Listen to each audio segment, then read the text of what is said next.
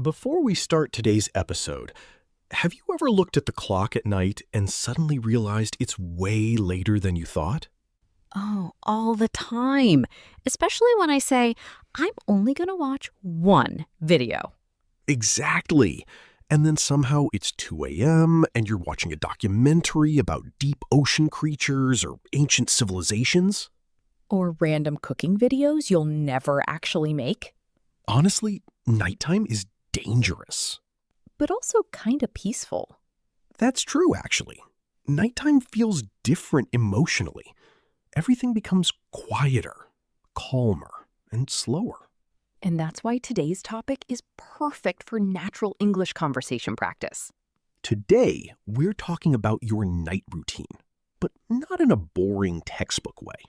Nope, we're focusing on real English, the kind people actually use when they're tired, relaxed, emotional, lazy, sleepy, or just trying to survive the end of the day. By the end of this episode, you'll know how to describe your nighttime habits naturally in English, How to talk about late night feelings, how to sound more fluent during casual conversation practice. and honestly, you'll probably learn phrases you can use tonight, immediately. Which is the best kind of learning. Exactly. Also, listeners, we want this episode to feel like a real conversation with friends. So answer this question in the comments. What's the last thing you usually do before sleeping? Mine is checking my phone, even though I tell myself not to. Mine is setting alarms and then immediately forgetting what time I set them for. That's actually impressive. Thank you. I try my best to be chaotic. All right, everyone, grab your tea, water, coffee. Maybe not coffee if it's nighttime. Yeah, please don't blame us if you stay awake until sunrise. And let's jump into today's cozy English conversation practice. Okay, Sarah, let me ask you something. What does your ideal night routine look like? Honestly, my ideal night is very calm. I like warm lighting, quiet music, clean blankets, and absolutely no stress. That sounds peaceful. What about you? Mine starts peacefully and then somehow turns into me scrolling online for 2 hours. That is way too relatable. But notice something important, listeners. We naturally used phrases like, what does your routine look like? I like quiet music. Mine starts peacefully. Native speakers use simple sentence patterns constantly. Exactly. A lot of learners think fluent English means difficult grammar. But real fluency usually sounds simple and comfortable. One of the most important words for routines is usually. Examples. I usually shower before bed. I usually read at night. I usually stay up late on weekends. Another important phrase, get ready for bed. Such a common expression. Example, I'm getting ready for bed right now. And notice how natural that sounds compared to, I am preparing myself for sleeping. Which sounds like a robot trying to become human. Exactly. Another phrase people use constantly, wind down. I love that expression because it feels soft and relaxing. Same. Wind down means slowly relaxing after stress or work. Example. I like to wind down by watching relaxing videos. Or, a hot shower helps me wind down after work. Listeners, what helps you wind down at night? Music? Tea? Silence? Movies? Gaming? Write your answer in English in the comments. Small practice creates big improvement. Let's do a realistic conversation example. Okay, Hey, what are you doing tonight? honestly, not much. I'm just trying to relax tonight. Long day? Extremely long. That's a very natural mini conversation.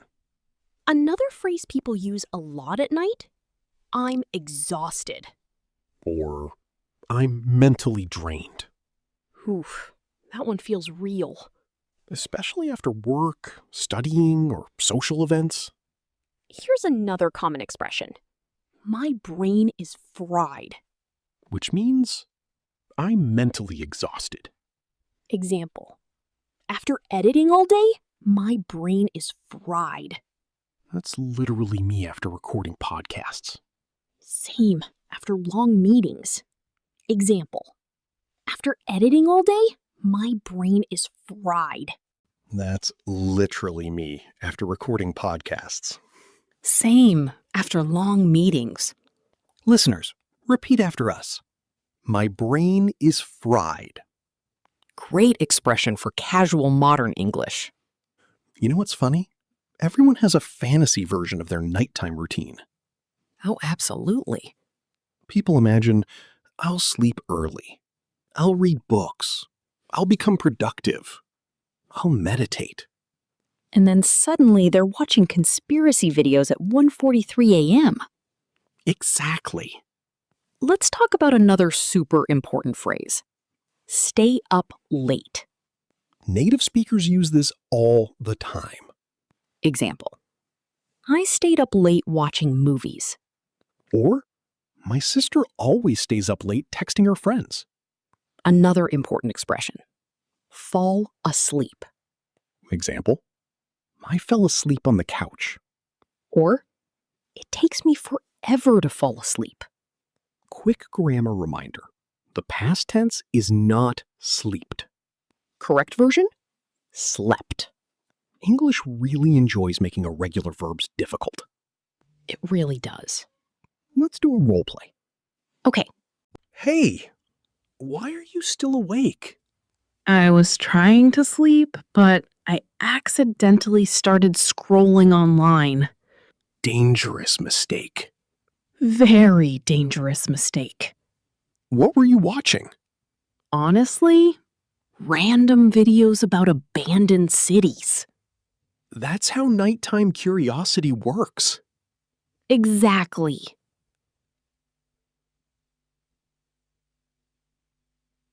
Another expression.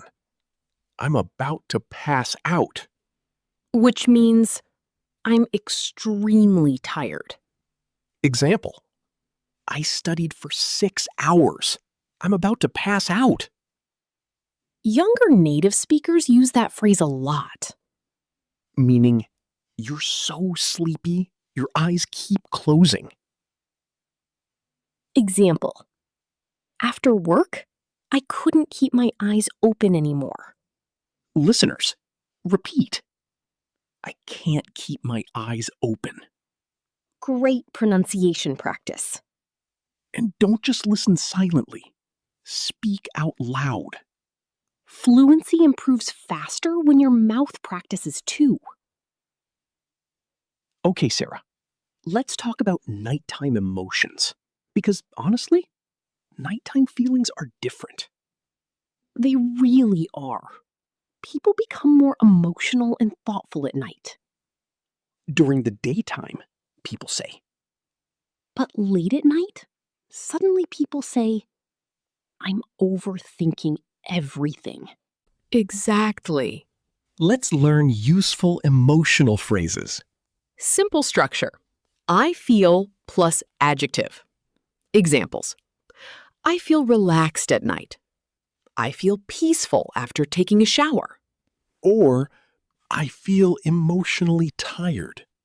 Another very natural phrase. I need some quiet time.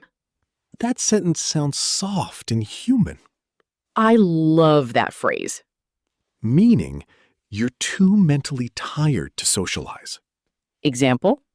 I talk to people all day. My social battery is dead.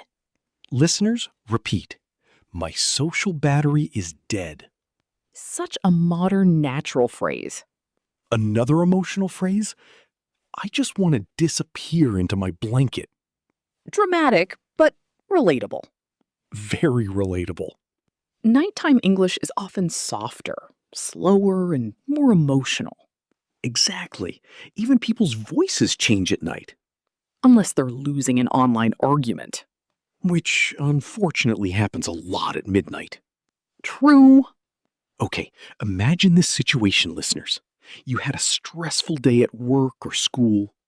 You finally get home late at night. Your room is quiet. You take off your shoes. You sit on the bed and just breathe for a second. That moment feels amazing sometimes. Now, let's learn how native speakers describe moments like that. Expression 1. What a day. Simple but powerful. Example. What a day. I'm exhausted. Another one? I'm done for today. Meaning, I have no more energy left. Or, I'm calling it a night. Which means, I'm going to stop everything and rest. Example. I finished my homework, so I'm calling it a night. Another realistic phrase. I need a break from screens. Oh, yes. Modern life problem. Example. I've been online all day. I need a break from screens tonight. Listeners, which one sounds more natural? I am stopping my activities for sleeping? Or, I'm calling it a night. Definitely, I'm calling it a night. Natural English is usually shorter and emotionally smoother. Okay, Sarah, time for some common mistakes learners make. And listeners, please remember, mistakes are normal. Seriously, mistakes are part of fluency. Mistake number 1. I am very sleep. Correct version? I am very sleepy.